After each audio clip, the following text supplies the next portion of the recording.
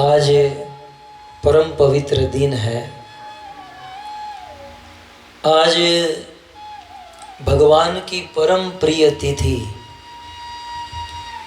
माधव तिथि। कृष्ण को एकादशी तिथि बहुत प्रिय है और इसलिए इस एकादशी तिथि का एक नाम रखा गया माधव तिथि। एकादशी को हरिवात्सर भी कहते हैं। हरि का उत्सव है एकादशी, इसलिए इसे हरिवात्सर कहते हैं। और कृष्ण की प्रिया है, माधव की प्रिया है, इसलिए माधव तिथि कहते हैं। ठाकुर भक्ति विनोद ने तो यहाँ तक कह दिया, माधव तिथि भक्ति जननी जतने पालन करी। ये माधव तिथि जो है, एकादशी तिथि जो है, भक्ति की जननी है। एकादशी तिथि भक्ति की मां है। और कुछ न करे, कोई व्रत कोई तप न करे, मात्र साल में 24 एकादशी तिथि का पालन करे, भक्ति प्रकट हो जाएगी। हृदय में भक्ति नाचने लगेगी, क्योंकि ये एकादशी भगवान को बहुत प्रिय है।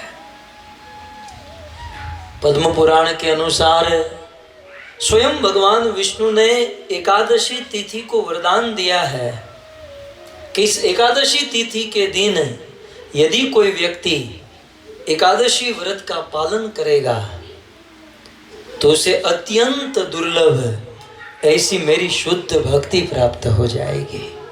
यदि आपको कोई पूछे कि इस संसार में दुर्लभ वस्तु क्या है,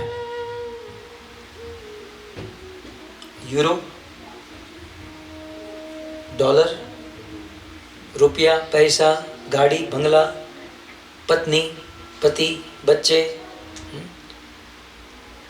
थोड़ा बहुत परिश्रम करे, पुरुषार्थ करे तो ये सारी वस्तु मिल सकती है। इस दुनिया में सबसे अधिक दुर्लभ यदि कुछ है तो वो है राम और कृष्ण की भक्ति। हम सब गौड़ीय भक्त है। ये इस्कॉन तो गौड़ीय संस्था है और रूप गोस्वामी के अनुगत्य में चलने वाले हम सब भक्त हैं। हम सब रूपानुग है। श्री रूप गोस्वामी ने भक्ति रसामृत सिंधु में लिखा, the law book of ISKCON, हमारे धर्म की ये एक कानूनी कृत किताब है। तो रूप गोस्वामी ने भक्ति रसामृत सिंधु में लिखा कि क्लेशाग्नि शुभदा मोक्ष, क्लेशाग्नि शुभदा मोक्ष, सांद्रानंद विशेषात्मा सुदुर्लभा कृष्ण आकर्षणी सचा। भक्ति की विशेषता बताते रूप गोस्वामी ने कहा कि भक्ति की एक विशेषता यह भी है कि ये सुदुर्लभ है। दुर्लभ नहीं, सुदुर्लभ है। नहीं तो विचार कीजिए, इस यूरोप खंड में कितने लोग रहते हैं, इस यूरोप में जर्मनी में कितने लोग रहते हैं, इस जर्मनी में हिंदू इंडियन कितने लोग रहते हैं, इस कॉलोन में कितने भारतीय रहते हैं, लेकिन कथा में कितने बैठे हैं? बहुत कम, बहुत कम। लेकिन मुझे बड़ा आनंद आ रहा है। ये देखिए भागवत में कथा का स्वरूप बताया गया, शायद आपने कभी सुना नहीं होगा। भागवत जी में ऐसा कहा गया, बिंदु सरोवर के तट पर भगवान कपिल देव माता देवहूति से कहते हैं कि भागवत कथा का उत्सव होना चाहिए। जैसे एक बाप अपनी कन्या, अपनी बेटी का विवाह कराता है, अपने बेटे का विवाह कोई करता है बड़े उत्साह से, अपनी पूरी ताकत लगा देता है, वैसे बहुत बड़ा आयोजन और हजारों लाखों को बुलाकर भागवत कथा का आयोजन होना चाहिए। ऐसा भगवान कपिल देव माता देवहूति से कहते हैं। और इसका प्रमाण युधिष्ठिर महाराज ने राजसूय यज्ञ किया, जो कथा हम सुन रहे हैं। यज्ञ तो बहाना था, मूल काम कृष्ण कथा थी। हजारों लाखों लोगों को बुलाया। कथा का दूसरा स्वरूप, जगन्नाथपुरी में भारत के सभी भक्त रथ यात्रा में गए और रथ यात्रा का उत्सव समाप्त करके जब वापस लौट रहे थे तो चैतन्य महाप्रभु के चरणों में प्रणाम करके निवेदन किया कि हे महाप्रभु, हम जैसे कलियुगी जीवों के लिए कोई विशेष आदेश, हमारे लिए कोई विशेष उपाय, कोई आदेश कृपया करके आप हमें आज्ञा दीजिए कि अब हमें क्या करना चाहिए।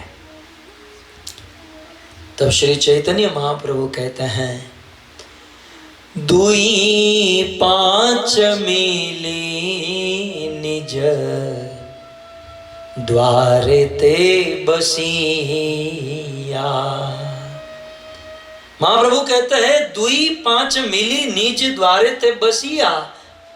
आपको और कुछ नहीं करना है, अपने अपने गांव में वापस जाओ और अपने गांव में अपने घर पर 2-5 लोग बैठकर मेरी कथा और मेरा कीर्तन करो। यह कथा का दूसरा स्वरूप। भगवान कपिल देव ने कहा, बड़े मंडप होने चाहिए, बड़ा मंच होना चाहिए, हजारों लोग, यह है कथा का एक स्वरूप। और चैतन्य महाप्रभु ने कहा कि दुई पांच मिली निज द्वारे ते बसिया। 2, 5, 10 लोग बैठकर अपने घर पर, घर के द्वार के पास, और भगवत कथा सुनो। तो कथा के ये 2 स्वरूप है और दोनों की अपनी अपनी महिमा है। गीता में कृष्ण कहते हैं, भोक्ता राम यज्ञ तपसाम सर्वलोक महेश्वरम स्वेदम सर्वभूतानाम ज्ञात्वा माम शांति मृच्छति। हम लोग व्रत तो बहुत करते हैं, सोमवार, मंगलवार, बुधवार, गुरुवार, शुक्रवार भी होता है, शनिवार भी होता है, लगभग सारे वार बन चुके हैं।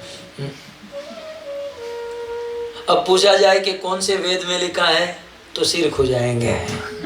फलानी रहती है इसलिए मैं भी रहती हूँ, वो लोग करते हैं इसलिए मैं भी करती हूँ। उसके मूल में जाएंगे तो कुछ नहीं मिलेगा। मैं ये कह रहा था कि इस दुनिया में सबसे अधिक दुर्लभ क्या है? सबसे अधिक दुर्लभ कृष्ण भक्ति। लेकिन ऐसी दुर्लभाति दुर्लभ, सुदुर्लभ भगवान कृष्ण की भक्ति प्राप्त हो सकती है एकादशी व्रत का पालन करने से।